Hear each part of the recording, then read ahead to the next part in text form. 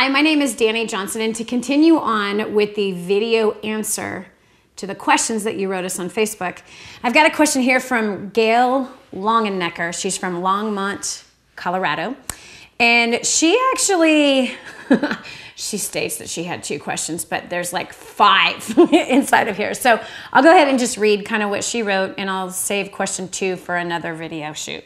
Okay, so she says, so many people start something, whether it's a business or they start doing war on debt or try to lose weight, for example, but give up all too fast. She says 2 weeks, 2 days, or 2 minutes, they give up too fast. How do we encourage that long-term desire in others? How do we plant the seed of unusual commitment in others? How do we motivate others to do what we do? That's a great question, or I mean several questions. Okay, how do you motivate others to keep on keeping on? Here, number 1, the reality is that a lot of people say they want to succeed. However, in most cases, they don't want to succeed. That's the facts. You know based on what they do. Now, you know my story. I was a former homeless cocktail waitress. And after 30 days of being homeless, and I mean homeless, I'm talking about showering in public places, not knowing each night where I would rest my head, having everything that I owned in the back of my little car, sleeping in my car, being afraid every night that maybe something really more horrible could actually happen to me. But do you know that I stayed in that situation for 30 days? For 30 days, I chose to live my life that way until I reached a point where enough was enough. And you know where the story goes from there, right? I started a business from the trunk of my car in a payphone booth, and I became a millionaire inside of 2 years. How come I allowed myself to struggle and suffer for those first 30 days? Maybe I didn't believe that there was anything better for me. Maybe I didn't think that people like me would succeed in anything. Maybe I got a little bit too much enjoyment out of blaming my father who raised me, who was actually my stepfather, or blaming my ex-husband for leaving me and leaving me with all that debt and no money. Maybe I had a little bit more enjoyment after blaming the millionaire who had stolen the business that I had built the year before. Whatever the reason was, maybe somehow I enjoyed for a moment being a victim. Maybe I enjoyed telling other people about how terrible my life was. Well, whatever the reason is why someone chooses to start and stop something, that's their choice.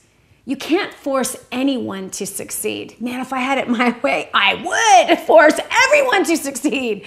Then we wouldn't be in the mess that we're in the world today. We wouldn't have the high pregnancy rates and high divorce rates, and we wouldn't have the ridiculous amount of consumer debt as well as government debt. We wouldn't have 23 million people out of work right now, and we certainly wouldn't have 47 million people on food stamps if we had the option to force people to succeed. We really don't. So if you're in a situation where you have a desire, a burning desire like I do to see people succeed, well, then you need to persist with them and encourage them right where they're at. Don't argue with them. Don't prove to them. Don't push them. Love them right where they're at. I've had to do this with my kids. I've had to do this with my own husband. Hello, I've had to do it with myself. You see, everybody's a different place inside of their journey. But if you come across as pushing them and forcing them to go further faster than they want to right then it kind of shows that you don't accept them in their struggles as well as in their successes. It kind of shows them that your agenda is more important than their agenda. Listen, success is not something that happens overnight. And success, once you have achieved it, now you have to learn the skill of maintaining it. One of the ways to achieve it and to maintain it is to accept people right where they're at. So if you're only here for the short time, well, then you have to make sure people succeed right now. Well, you can't be here for the short term. 1, you got to learn how to succeed. 2, you got to learn how to maintain it. And then you have to learn how to multiply it in others.